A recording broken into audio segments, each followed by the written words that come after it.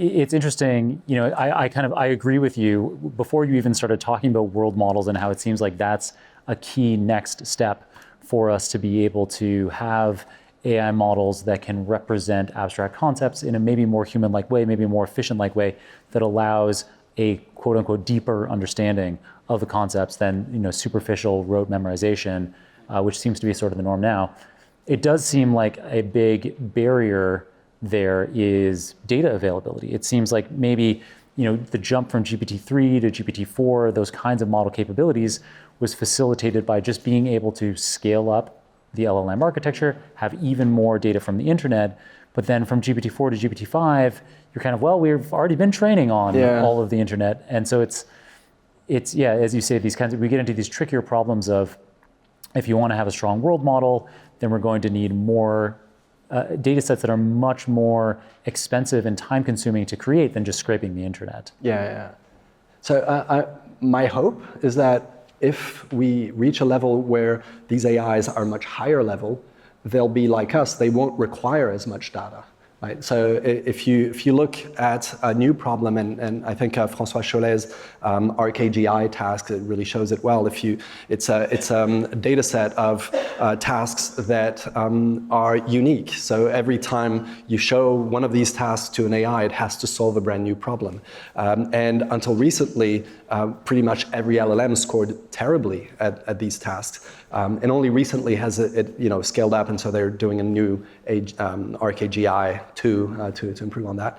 And so like AIs that have higher level thinking will hopefully require less data. And just maybe a few examples. I mean, if you show a kid, a fork for the first time and how it's used, it doesn't need, a million images of a fork and how to use it. In fact, it doesn't even have to, you don't need to drive off a cliff to understand that you don't want to go there. You have a world model, and in your world model, you can make predictions. And so you can sort of simulate what would happen if you fell off that cliff and just not go there. So I think that the need for data hopefully will be one of the things that is reduced once you have a higher level world model. Do you think that will require a completely new kind of learning paradigm? Do you think stochastic gradient descent maybe isn't the solution, or like lots of parameters and a huge LLM maybe isn't the solution? Maybe we need some new kind of learning model.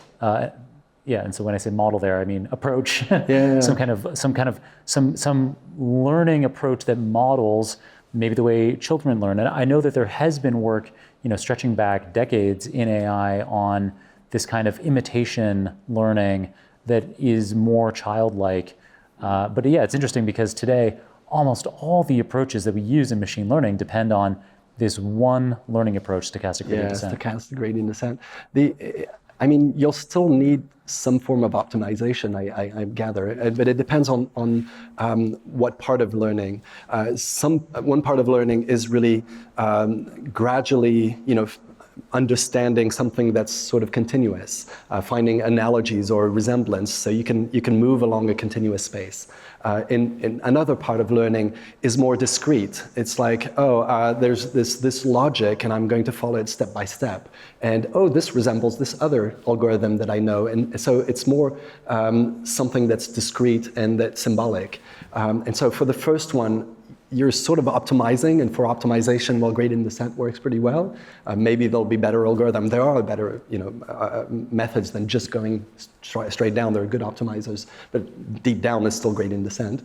But for the other tasks, François Chollet is looking into things like symbolic, generating programs, basically. So that's maybe other approaches. In the JEPA approach, Yann Lequin, these are energy-based models. So it's pretty interesting the way it works. Basically, once you have an example, there's sort of a gradient descent happening at test time. Like it's not during training, it's sort of a kind of local training. When you see an example, what could best explain what I'm seeing right now? And so you have a fuzzy image, and there's kind of a local optimization saying, maybe I think it looks like a fox, and if it's a fox, then I would interpret this as that, and so you sort of learn on the fly. if I were to summarize it, basically. So I think that's also a different kind of learning. Still under the hood, there's some gradient descent and it's at test time. But it's really weird the way it works because during training, you're optimizing something that you know will be optimized at runtime. So you're optimizing for optimization. So anyway, so it's pretty meta.